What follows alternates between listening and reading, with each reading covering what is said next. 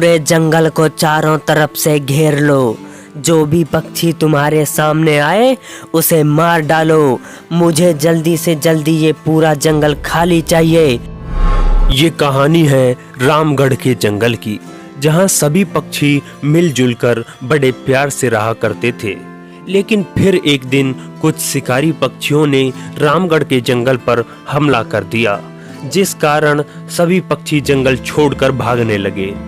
उसी जंगल में एक गोपी नाम की चिड़िया भी अपने पति बंटी कबूतर के साथ रहती थी।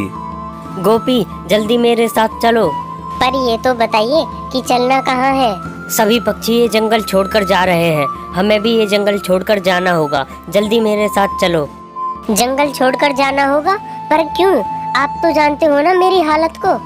हाँ, मैं तुम्हारी हालत को समझ सकता हूँ, लेकिन अब हमारे पास और कोई चारा नहीं है। हमें ये जंगल छोड़कर जाना होगा। अभी हमारे पास ज़्यादा सवाल जवाब का समय नहीं है।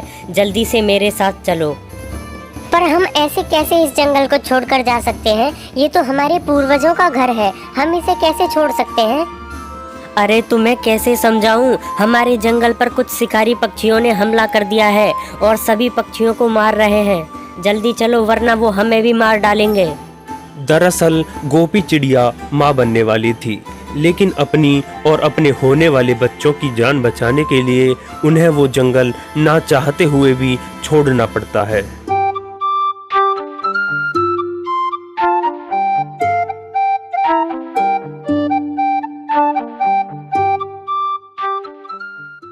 अरे वाह, कितनी अच्छी और शांत जगह है ये। आज से हम यहीं रहेंगे। क्या बोलती हो गोपी? हाँ, सच में बहुत अच्छी जगह है ये। अब से हम यहीं रहेंगे। बस फिर क्या था, दोनों खुशी खुशी उसी जंगल में उसी पेड़ पर रहने लगते हैं। धीरे धीरे समय बीतने लगता है। फिर एक दिन गोपी चिड़िया 3 अंडे देती है। अब तो उनकी खुशी का कोई ठिकाना ही नहीं रहा। पर कहते हैं ना कि तुम चाहे कहीं भी चले जाओ, पर मुसीबत तुम्हारा पीछा नहीं छोड़ेगी। इस कहानी में भी एक विलन था, और इस कहानी का विलन है कालिया नाग।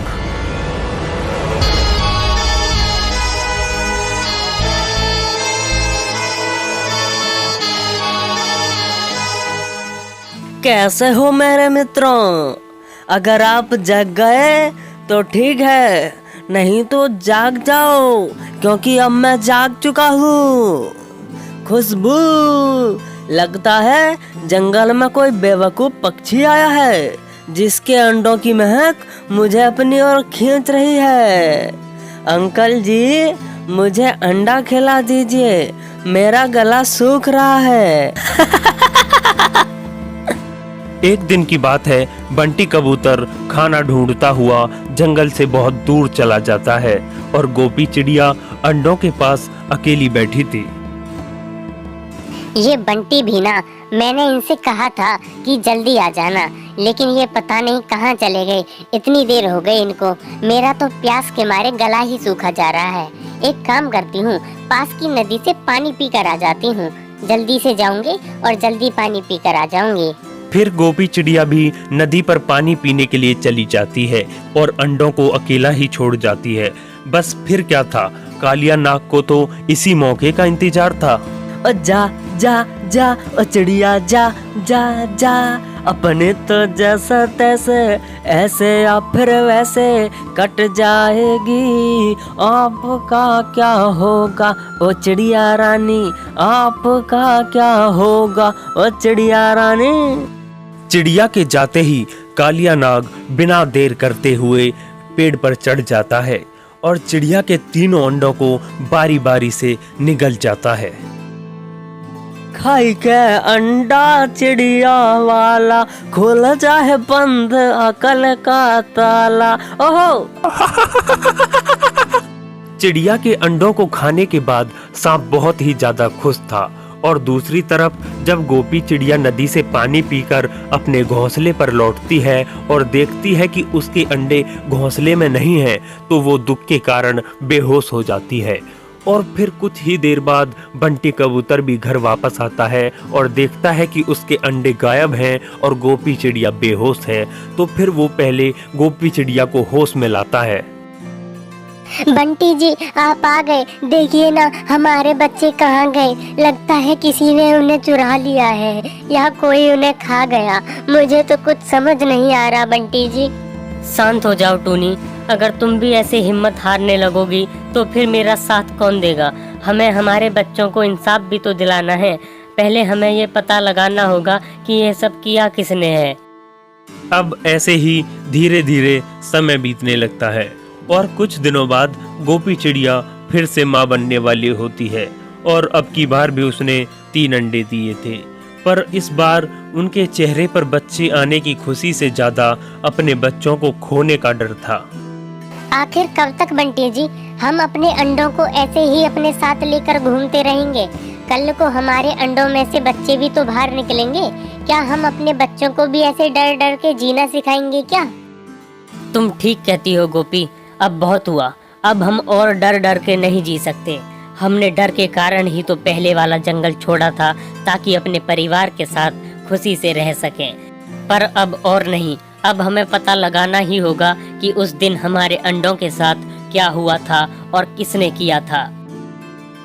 अगले ही दिन वो दोनों अपने अंडों को अकेला छोड़कर चले जाते हैं और जाकर पास के ही एक पेड़ पर छिप जाते हैं।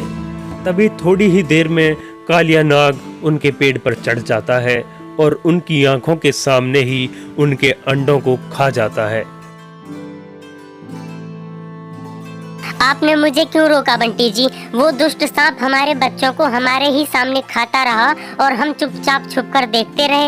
आपने मुझे क्यों रोका? मैं उसे वहीं मार डालती। आपने मुझे क्यों रोका? बताइए बंटी जी बताइए।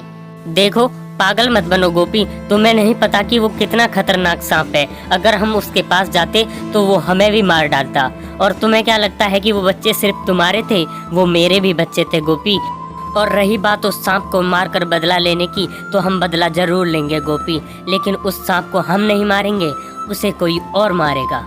चलो मेरे साथ।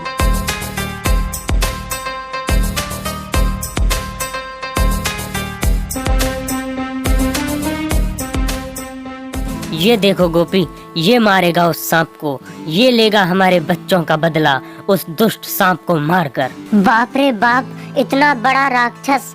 पर बंटी जी ये हमारे बच्चों का बदला क्यों लेगा?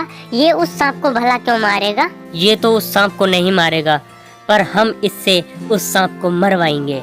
बस तुम देखती जाओ कि मैं क्या क्या करता हूँ। जैसा मैं बोलता हूँ तुम सिर्फ वैसा ही करना।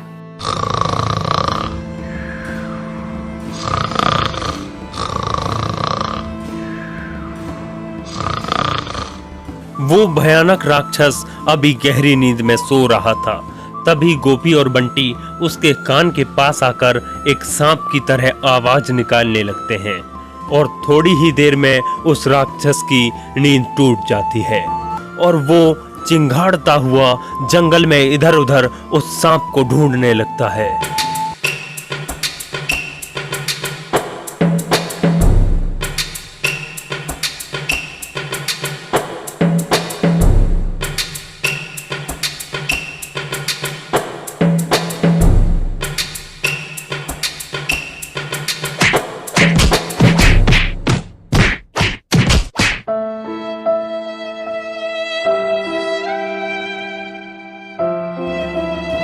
तो देखा बच्चों आपने कि बंटी और गोपी ने कितनी चालाकी से उस दुष्ट सांप को मारकर अपने बच्चों का बदला लिया और आज खुशी से अपने 2 बच्चों के साथ वो दोनों उसी जंगल में उसी पेड़ पर रह रहे हैं।